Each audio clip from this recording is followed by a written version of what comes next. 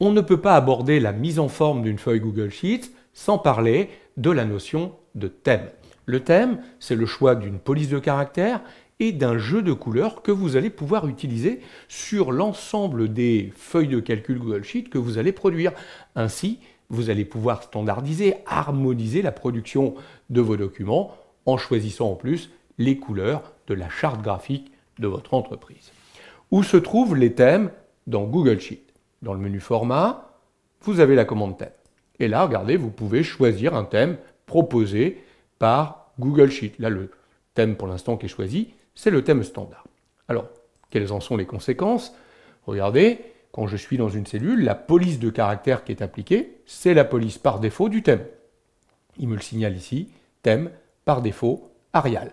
Alors, je pourrais évidemment appliquer une autre police, mais cela veut dire que je sortirais évidemment du thème. Donc, ce n'est pas recommandé, hein. Autant, si on a appliqué un thème, utiliser la police du thème. C'est le même principe, vous allez voir, pour les couleurs. Regardez, dès que je vais sur un bouton qui permet de changer une couleur, vous voyez que même si je peux accéder à toutes les couleurs proposées en standard par Google Sheets, vous voyez bien qu'il me propose ici, par défaut, les couleurs de thème. Donc j'ai tout intérêt à utiliser les couleurs de thème qui sont proposées là, si je veux harmoniser la production de mon document. En plus, c'est un gros avantage.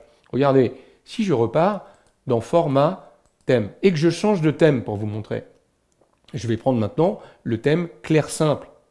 Vous avez vu, toute la feuille a été harmonisée avec ce thème clair simple. Non seulement la police, mais également toutes les couleurs grâce au jeu de couleurs. Donc, vous voyez que les séries du graphique ont repris par défaut les couleurs du thème. Donc, regardez, je prends le thème simplifié ou le thème transformation. Vous voyez qu'à chaque fois que je choisis un autre thème, on a immédiatement la feuille de calcul qui change de couleur en tenant compte de ce nouveau thème. Donc vous comprenez l'intérêt d'utiliser la police et les couleurs du thème pour pouvoir gagner du temps, évidemment, dans la production de documents.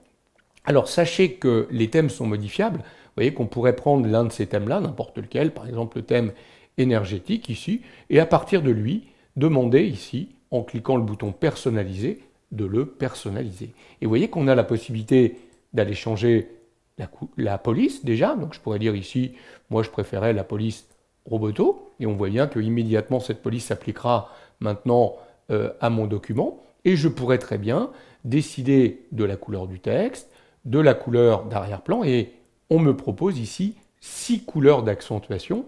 Donc j'ai intérêt évidemment de placer en premier les couleurs les plus importantes pour moi.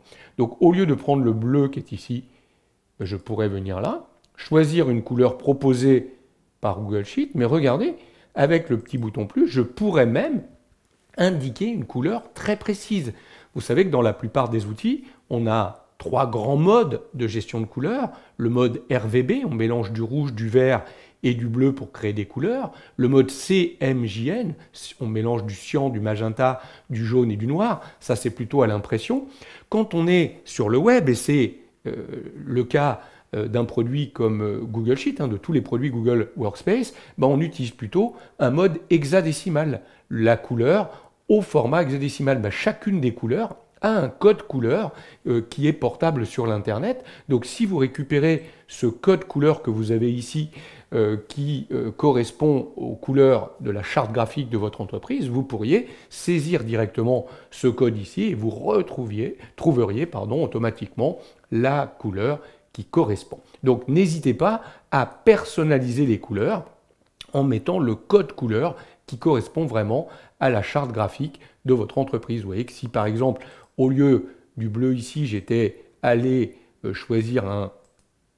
Allez, on va prendre un violet. Vous voyez que immédiatement, mon thème a été modifié avec cette couleur violette. Et donc maintenant, c'est cette couleur qui sera utilisée au niveau du thème. Donc si je reviens dans les boutons, vous voyez que le bleu a été remplacé par ce violet. Et si je repars dans Format thème, je vois bien que maintenant je suis avec un thème personnalisé. Je suis parti d'un thème de Google Sheets que j'ai adapté en personnalisant les couleurs par rapport à la charte graphique de mon entreprise. Voilà la notion de thème, vous l'avez compris.